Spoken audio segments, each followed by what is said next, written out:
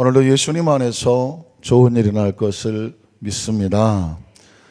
구약 성경 특별히 잠언에 보면 무엇을 하라 그리하면 이렇게 되리라 라고 하는 7가지의 하나님의 명령과 약속의 말씀이 나오는 것을 보게 됩니다. 벌써 7번째가 되었습니다. 마지막 7번째 명령과 약속의 말씀을 함께 나누고 있는데요. 그렇다고 한다면 그동안 6번째까지, 첫 번째부터 6번째까지는 어떤 내용이 있었는지 한번 우리가 리마인드 한번 해볼 필요가 있겠죠. 아주 중요한 말씀들입니다. 이것은 사실 요절처럼 마음에 새겨 놓아야 될 그런 말씀들이죠. 먼저 첫 번째는 1절로 2절이죠. 같이 한번 읽어볼까요? 내 아들아, 나의 법을 잊어버리지 말고 내 마음으로 나의 명령을 지키라. 그리하면 그것이 내가 장수하여 많은 해를 누리게 하며 평강을 더하게 하리라.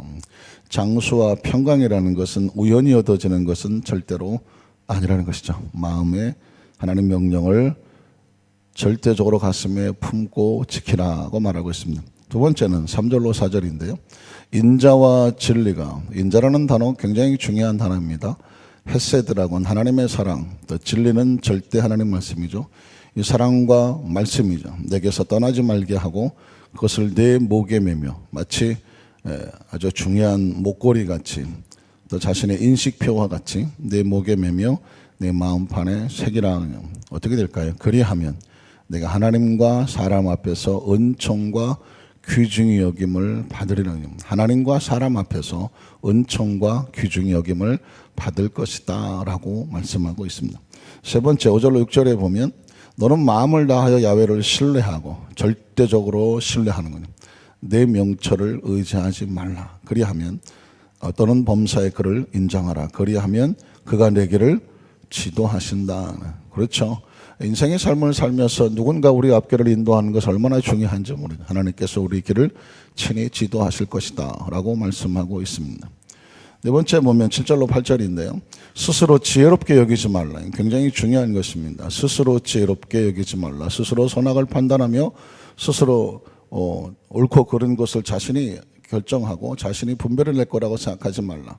하나님을 경외하며 악을 떠날지어다. 어떻게 될까요? 이것이 내 몸에 양약이 되고 내 골수를 윤택하게 되는. 그러니까 말씀을 지키는 것은 자신의 생명과 건강을 지키는 것과 같습니다. 다섯 번째 9절로 10절에 보면 이렇게 말합니다. 내 재물과 내 소산물의 처음 익은 열매로 하나님을 공경하라. 물질의 주인이 하나님인 것을 고백하라는 것이죠. 그리하면 내 창고가 가득히 차고 내 포도즙 틀에 새 포도즙이, 포도즙 틀에 새로운 수확이 있어야 새 포도즙이 계속 넘쳐나게 되는데 포도즙 틀은 있지만 수확이 없으면 포도즙이 없죠. 포도원에 새 포도즙이 넘쳐날 것이다 라고 하나님의 공급을 약속해 놓고 있습니다. 여섯 번째는 이제 21절로 24절로 가요. 내 아들아, 완전한 지혜와 근신을 지키고 이것을 내 눈앞에서 떠나지 말게 하라. 다시 말해서 늘 그것을 보고 그것을 마음판에 새기고 그것을 붙잡고 살라는 거죠. 기억하십시오. 그리하면이라는 단어, 그리하면 그 결과가 따라오는 것인데 약속인데 그것이 내 영혼의 생명이 되며 내 목의 장식이 될 것이라.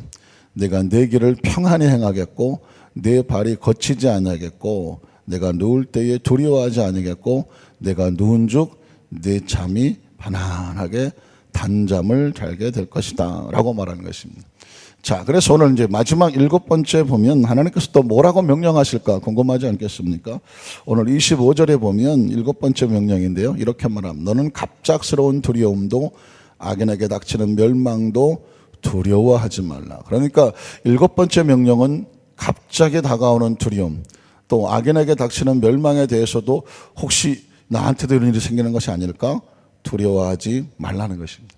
하나님의 사람은 하나님께서는 그 백성이 두려워하기를 원하지 않습니다. 사실상 인생을 살면서 여러 가지 일들이 얼마나 많이 벌어집니까?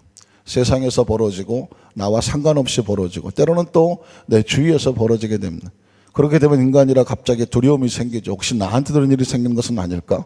혹시 하게 되죠. 그런데 놀랍게도 너는 갑작스럽게 너의 삶 가운데 어떤 일이 일어난다고 할지라도 두려워하지 말라는 거예요.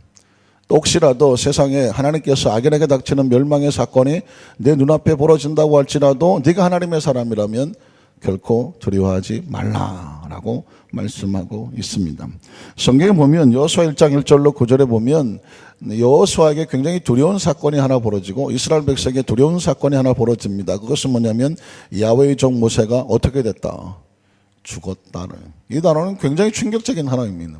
지난 40년 동안 광야를 통과하며 이스라엘 백성을 출애굽시키고 광야에서 그들을 인도했었던, 이제 가나안 땅에 그와 함께 들어가야 됐었던, 그러나 그 모세가 죽었다라는 단어를 씁니다.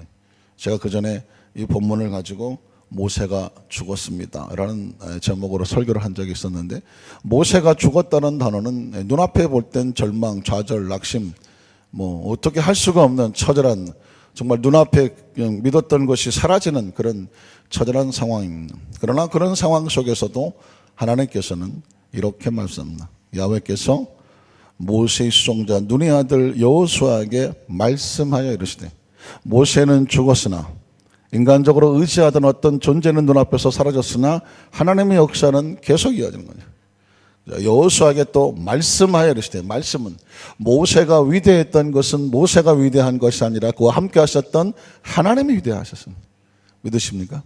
그러니까 모세가 혹시 눈앞에 보이지 않는다고 할지라도 하나님의 말씀은 여전히 그 수종자 여호수아를 통하여서 계속 진행되고 있기 때문이죠. 자, 그래서 그 다음 절 한번 볼까요?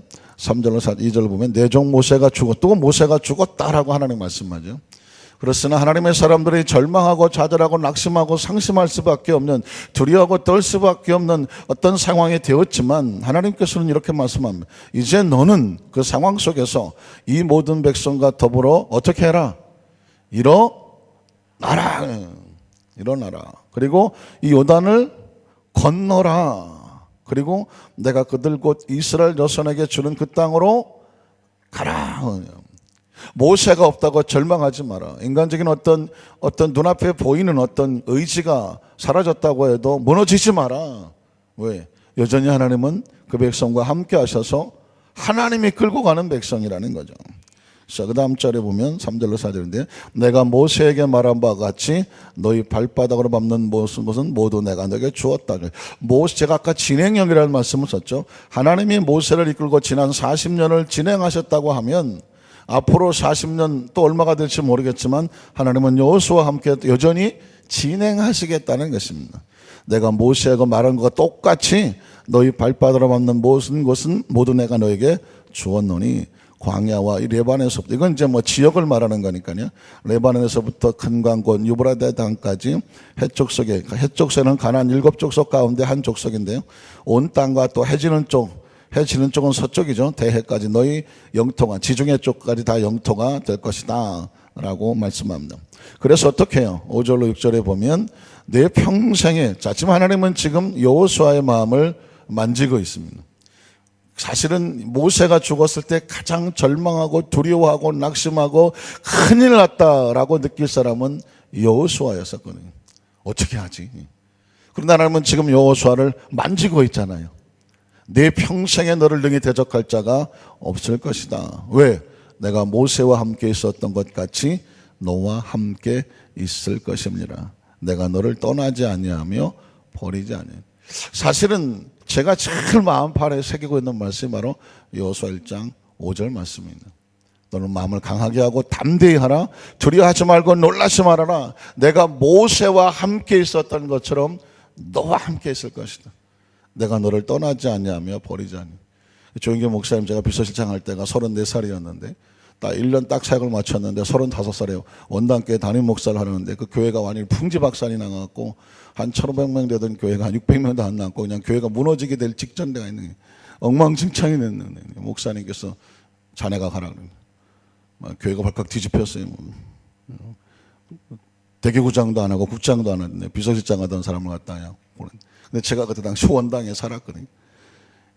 그 얘기를 듣고 아무렇게 되게 안 하고 목사님들 직접 그냥 말씀 듣고 그날 퇴근을 하고 집으로 돌아오는데, 그 당시 교회 앞에 사거리에 딱인데 건물이 다 찌그러져가는 건물이 있었어요. 사거리에 딱 서서 신호 대기를 하고 있는데 바로 오른쪽에 교회가 보이는. 큰일 났습니다. 3일 뒤에 저 교회를 가서 저 교회를 다 무너진 교회를 수습을 해야 되는데 기라성 같은 뭐 부목사님, 국장 목사님, 지성전 담임 목사들도 그렇게 많은데 이 35살의 약관에 저를 목사님이 보낼 때는 도대체 무슨 생각으로 보냈을까요?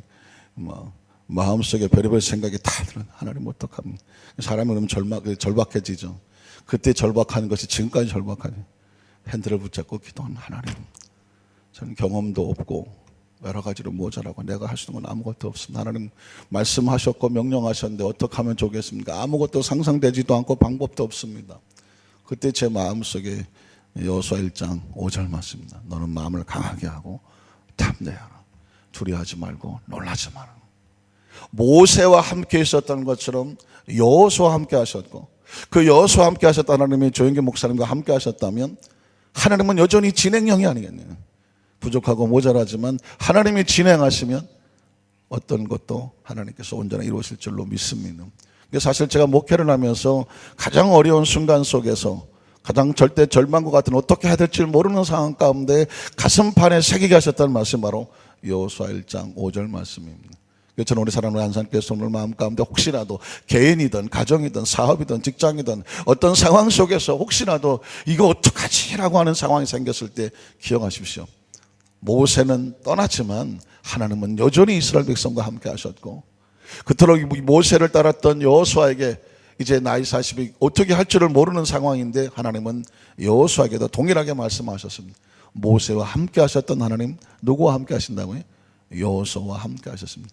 사실 이 부분만 가지고도 어마어마한 설교를 할 수가 있습니다. 왜냐하면 하나님께서 여호수아에게 왜 이런 말씀을 주셨을까?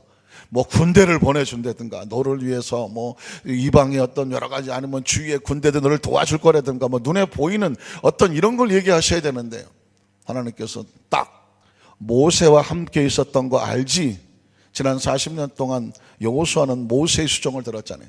하나님께서 모세를 통해서 어떤 일을 행하셨는지를 누구보다 잘 아는 사람이 여호수아거든. 그러니까 너 하나님께서 모세를 통해서 어떻게 하셨는지 머릿속에 기억하고 있지? 그 장면을 잊어버리지 마. 왜? 그대로 해줄게. 믿으십니까? 오늘 저와 여러분이 혹시라도 나는 모세 잘 모르는데 혹시 하실지 모르겠지만 성경을 우리가 왜 말씀을 읽고 듣고 묵상 가슴에 새깁니까? 그렇게 하신 그 하나님을 기억한다면 그 하나님은 이제 이 말씀을 통해서 누구의 하나님이 된다? 너의 하나님, 나의 하나님이 된다. 크리스찬은 그거 믿고 사는 거예요. 여호수아도 이제 어떡하겠어, 모세도 없는데. 모세가 있을 때도 그렇게 속색이고 그냥 틈만 나면 그냥 모세한테 달라와서 거품을 물고 그냥 차라리 물속에 수장시키지, 차라리 홍해수에도 저 애굽에서는 그냥 잘 먹고 살게 냅두지 왜 우리를 끌고 와서 그냥 이 광야에서 그냥 이 고기도 안 주고 뭐 그냥 틈만 나면 원망불평이 했었던 그 300만 300만 지긋지긋할 거야. 제가 혼자 지금 성경을 이렇게 좀 준비하고 있는 게 하나가 있네. 이야, 모세의 목회를 보면 기가 막힙니다. 그냥 뭐 무슨 12명이 정탐꾼이 가서 10명이 와갖고 말이야 엉망진창으로 말해서 성경에 보니까 모세와 여호수아 갈렙을 돌로 쳐서 죽이려고 그랬다 하더라고. 모세가 어떤 사람입니까? 홍해수를 건너고 광야를 통과하면서 정말 그 노구에 모세가 이스라엘 백성을 위해서 생명을 던졌던 사람인데 자기 입맛에 안 맞으니까 돌멩이를 들고 와서 이것들은 그냥 틈만 나면 짱돌을 들고 와서 이렇게, 그럼에도 불구하고 어떻게 하면 그 모든 것을 다 햇볕 없이 지켜보았던 여호수아 기억하십니까? 하나님께서 어떻게 하셨는지를 기억하니까 이젠 모세 없이 혼자 가는 거지. 그 300만을 새로운 세대를 이끌고 광야를 통과하고 가나안에 들어갑니다. 오늘 여러분 새벽의 말씀이 됐던 철야 말씀이 됐던 아니면 주일 말씀이 됐던 따로 성경을 묵상하시던 그 성경의 장면을 늘 기억하시면서 하나님을 기억해내십시오. 그 하나님께서 오늘 저와 여러분에게도 동일하게 역사하실 줄로 믿습니다. 한번 따라하실까요? 모세의 하나님, 여호수아의 하나님, 나의 하나님. 자, 그러니까 그 하나님의 말씀을 마음판에 새기면 어떻게 됩니까? 이제 그 다음 절을 볼게요. 강하고 담대하라. 너는 내가 그들의 조상에게 맹세하여 그들에게 주리 한 땅을 이 백성에게 차지하게 할 것이다. 네가 어떻게 할 것이 아니야. 하나님이 차지하게 하실 것이다. 오직 강하고 극히 담대하여 나의 종 모세가 내게 명령한 그 율법을 네가 할 것은 뭐냐? 그 말씀을 다 지켜 행하고 우로나 자로나 치우치지 말라. 그러면 어디로 가든지 우로나 자로나 치우치지 말라. 하나님 편에 서라. 그러면 내가 어디로 가든지 형통하게. 어디로 가든지라는 단어가 너무 중요한 거예요. 좋은 곳에 가면 형통하고 힘든 곳에 가면 어려워질 것이다. 하나님은 어디로 가든지 좌로 가든지 우로 가든지 하나님 치우치지 않냐고 하나님 편에 서 있으면 네가 그 올바른 선택을 하면 형통하게 될 거다. 이 율법책을 내 입에서 떠나지 말게 하며 죄라 것을 묵상하여 그 안에 기록된 대로 다 지켜 행하라. 그리하면 그게 내 길을 평탄하게 할 것이며 내가 형통하네. 자, 여러분 보십시오. 아까 여호수아에도 그리하면이 나오죠. 그리하면 내 길이 평탄하게 될 것이다. 크리스찬이 라면을 하나 라면 제품을 하나 만들면 그리하면 라면 좀 그런가? 자, 내가 형통하게 될 것이다. 구절을 보면 내가 내게 명령한 것이다. 명령이라고 말합니다. 강하고 담대하고 두려워하지 말라는 건 명령입니다. 선택이 아니에요. 명령입니다. 강하고 담대하라. 두려워하지 말며 놀라지 말라. 내가 어디로 가든지 내 하나님 야훼가 너와 함께 하느니라. 기억하세요. 어디로 가더란 단어도 좌우로 치우치지 말아야 되고 하나님 편에 서라는 것입니다. 그러면 내가 어디로 가든지 형통하게 될 것이다. 그래서 여러분, 크리스찬들이 착각하지 말아야 될 것은 두려워하는 것은 크리스찬의 성품이 아니나 어떻게 두려워하지 않을 수 있느냐? 하나님 편에 서야 돼요. 하나님 편에 서야 두려워하지 않을 수 있습니다. 기억하시는 것처럼 창세기 3장에 보면 아담과 하와가 선악과를 따먹자마자 선악과를 따먹다가 내기는 하나님 편을 떠났다는 것입니다. 즉시로 두려워졌어요. 즉시로 나무 그늘 속에 숨어서 하나님의 음성이 들리는데 두려워 숨었습니다 라고 말하고 있습니다. 인간은 존재적으로 하나님을 떠나면 두려워하게 되어 있어요.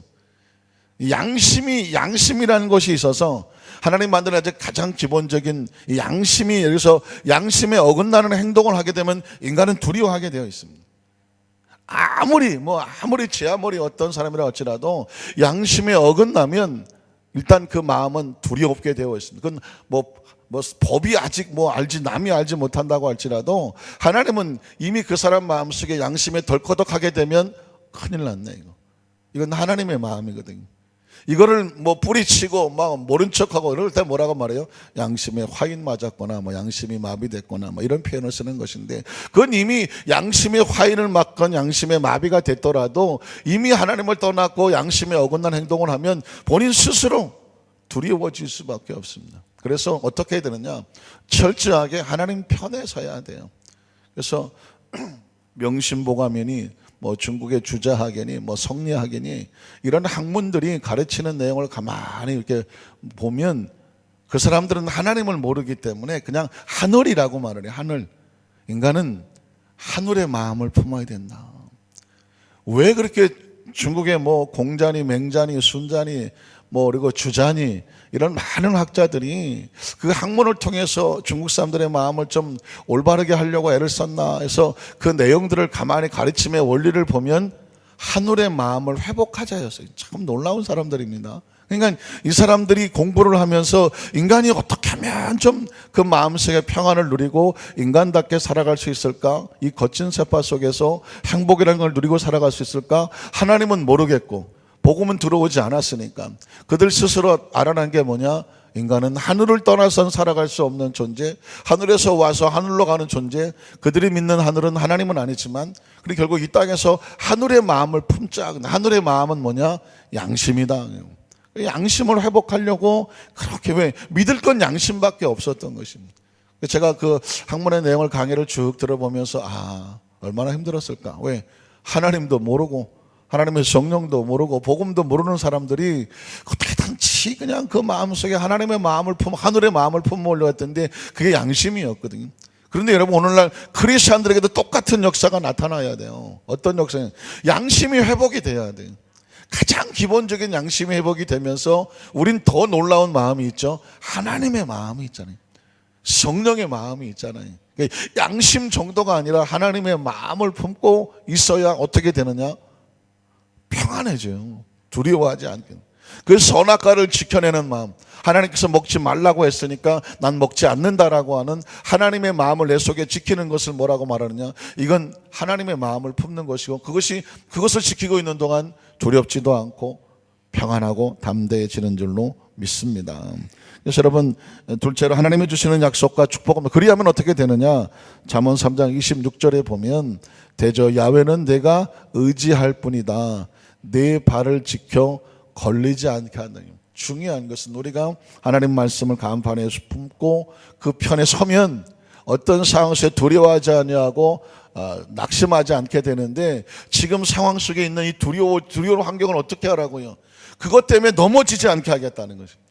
굉장히 중요한 말씀이 아닐 수 없죠. 우리의 살아 숨쉬는 동안에 문제 없는 집은 없어요. 아마 지금 문제 없는 사람 손 들어보라면 아무도 손 못 들 거예요.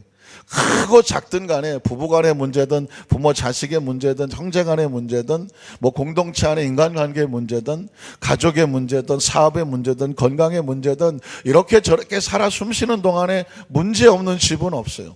문제 없는 데는 딱 한 군데밖에 없다 그랬죠. 어딘가요? 공동묘지밖에 없어요. 살아있으면 사는 것 자체가 문제예요. 살아나가는 것 자체가 문제예요. 먹고 사는 것도 문제고, 뭘 소유하면 문제예요. 뭘 소유하면. 예를 들어서 뭐 사업을 뭐 하나 열었다, 문제야. 이걸 발전시켜야 되는 거야. 애를 낳았다, 이것도 문제야. 이걸 어떻게 키워야, 이걸 어떻게 키워야 돼. 결혼하는 거 문제예요. 왜? 잘 살아야 되잖아요. 어쨌든 살아간다는 건 문제고 소유한다는 건 다 문제입니다. 그러니까 문제라서 문제를 두려워할 건 아니에요. 그 문제를 어떻게 잘 지켜나가느냐, 이게 중요한 건데, 그 문제 때문에 걸려 넘어지는 사람이 있고, 그 문제가 있으나 그 문제를 밟고 올라서는 사람이 있어요.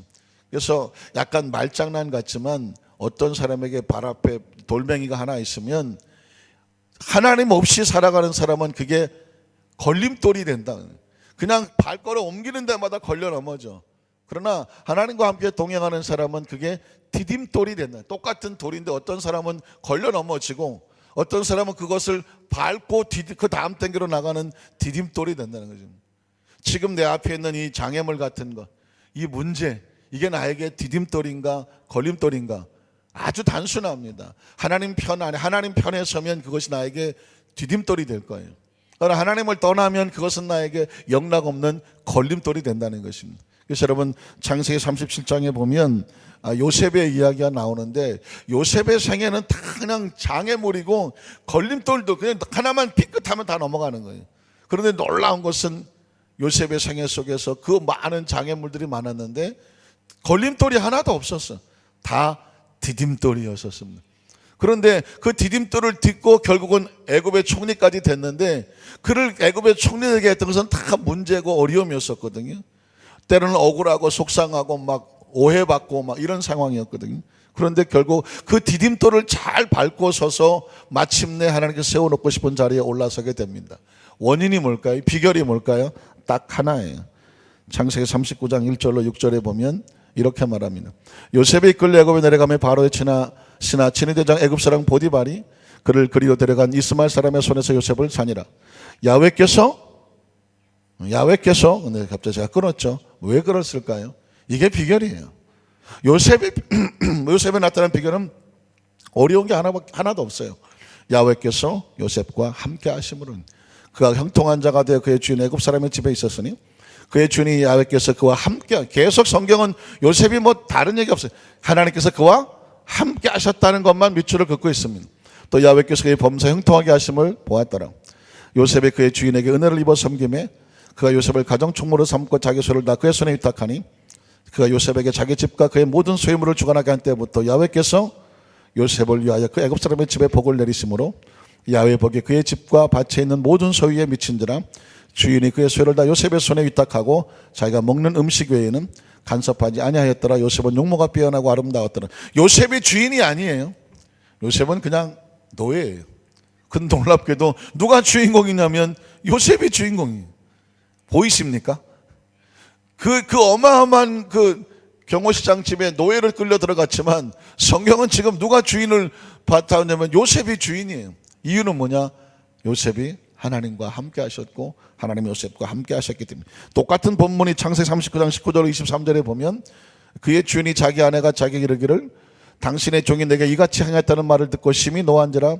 이 요셉의 주인이 그를 잡아 옥에 가두니, 자 드디어 환경은 점점 어려워지죠. 그 옥은 왕의 죄수를 가두는 곳이었더라. 요셉이 옥에 갇혔으나 21절 어디서 많이 들어봤죠? 야훼께서 요셉과 함께 하시군요. 요셉이 하나님 편에 섰다는 것입니다. 성경 우리가 무슨 얘기를 하고 싶었냐면 환경은 어려워. 요셉처럼 환경이 어려운 사람이 없어요. 요셉처럼 걸림돌이 많은 사람이 없었어요. 그런데 놀라운 것은 성경은 요셉의 비결을 딱 한 줄이에요. 야훼께서 요셉과 함께 하시고 그에게 인자를 도와서 간수장에게 은혜를 받게 하시며 간수장이 옥중짓을 다 요셉의 손에 맡김으로 그 재반 사물을 요셉이 처리하고 간수장은 그의 손에 맡긴 것을 무엇인지 살펴보지 아니하였으니 이는 야훼께서 요셉과 함께 하십니다. 그러면 어떤 일이 벌어지느냐? 야훼께서 그를 범사에 뭐하게 하셔요?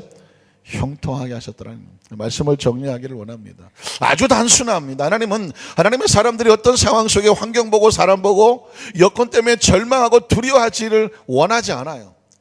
하나님께 제가 그런 표현을 가정을 많이 썼었는데 하나님 앞에 두려워하는 건 하나님의 자존심을 무너뜨리는 것입니다. 여러분 어떻습니까? 여러분이 사랑하는 자녀가 있는데 부모가 두 눈을 시퍼렇게 뜨고 있는데 엄마, 아빠, 아버지, 어머니가 있는데도 불구하고 자식이 자신이 살아갈 거를 걱정하고 있어. 물론 이제 장소에서 그렇다면 모르지만 이제 태어난 지 얼마 안 되는 뭐 3살, 2살, 3살짜리가 한숨을 펑펑 쉬고 앉아갖고 나는 어떻게 사나? 너 왜 그렇게 울고 있느냐? 인생을 어떻게 살아야 할지 모르겠어요. 앞으로 어떻게 먹고 살아야 될지 모르겠어요. 만약 그러고 있다고 하면 그걸 바라본 엄마 아빠가 어떻게, 야 이 사람아, 그걸 누가 해줄 것 같아요? 엄마 아빠가 하는 거예요. 엄마 아빠가 할 수 있는 한. 그 굉장한 자존심입니다. 제가 그러잖아요. 이제 저희 집 아이가 하나가 맨날 앞에 있는 아줌마한테 신발 사달라는, 지금 너는 안 잊어버려. 내가 평생 울고 먹을 거니까요. 엘리베이터를 탔는데 앞집 아줌마가 아유 지원이가요 지난번에 저한테 신발을 사달라고 그랬어요. 에? 왜요? 그랬더니 불 반짝반짝 들어오는 신발 사고 싶은데 아빠가 안 사준다고 그래서 아줌마가 맨날 이렇게 잘해주셔갖고 아줌마한테 사달랐다고. 그래서 뭐라 그랬어요? 했더니 신발은 아빠가 사주는 거다. 그리고 내렸다는 거예요. 그날 저녁에 그냥 군대식으로 빠따를 그냥 너 왜 앞에 아줌마한테 신발 사달라고 그랬어요? 아빠가 안 사주잖아요. 너 신발 사준 지 얼마 안 됐잖아요. 불 반짝거리는 거 신고 싶단 말이에요. 지금도 그때 이 아이가 앞에 집 아줌마한테 신발을 사달라고 그러더라고. 이 자존심이 얼마나 무너지겠습니까? 그 얘기를 그 아주머니한테 얘기를 들었을 때 하나님이 그러실 거다. 하나님의 사람들이 왜 또 다른 데 가서 기웃거리냐고, 왜 재수 요행 또 크리스찬이 점을 치러 가느냐고요. 여러분 크리스찬이 점집 가는 사람 굉장히 많답니다. 왜 그러냐면 기도도 해보고 봉사도 해보고 예배도 드려봤는데 자기 뜻대로 안 된대. 그래서 어딜 갔냐? 점치러 갔다. 하나님 보시기 어떻게 하시겠습니까? 하나님은 하나님 백성이 절대로 두려워하거나 절망하거나 세상에 기웃거리기를 원하지 않아요. 하나님 편에 서야 돼요. 하나님 편에 서라는 것입니다. 지금은 당장은 여건과 환경이 내가 종이고 내가 노예 같고 환경이 나를 짓누르는 것 같으나 놀랍게도 하나님 편에 서면 성경은 따라 나오는 것이 그가 형통한 자가 되어. 결국 나중에 보면 그게 다 전부 다 디딤돌이야, 디딤돌. 지금 우리가 겪고 있는 여러 가지 환경과 여건 기억하세요. 다 디딤돌이에요, 걸림돌 아니에요. 잘 밟고 올라가면 하나님의 세워놓고 싶은 곳에 올라갈 수가 있는 것입니다. 그 디딤돌들을 다 밟고 하나님께서 만드시는 멋진 작품들 되시기를 주의 이름으로 축원합니다.